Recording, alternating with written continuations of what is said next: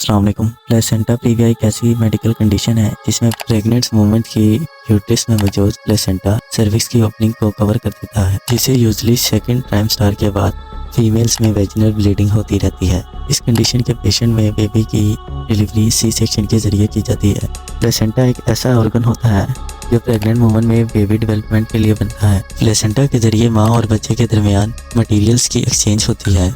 Usually placenta की location uterus में ऊपर की तरफ होती है ताकि बेबी की नॉर्मल डिलीवरी आसानी से हो सके, मगर बाज़ औक़ात प्लेसेंटा यूट्रस में सर्विकल ओपनिंग के पास बन जाता है, जिससे बर्थ कनाल की ओपनिंग क्लोज हो जाती है और नॉर्मल डिलीवरी पॉसिबल नहीं होती। प्लेसेंटा प्रीविया के पेशेंट में सेकेंड हाफ ऑफ प्रेगनेंसी में यूट्रस और सर्विक्स के थिन होने पर प्लेसेंटा पर स्ट्रेच पड़ता है, जिससे ब्लीडिंग आना स्टार्ट हो जाती है। इसलिए प्लेसेंटा प्रीविया के पेशेंट की डिलीवरी सी सेक्शन के जरिए जल्दी की जाती है ताकि मदर की ब्लीडिंग ज़्यादा होने से मदर को कोई और नुकसान ना हो।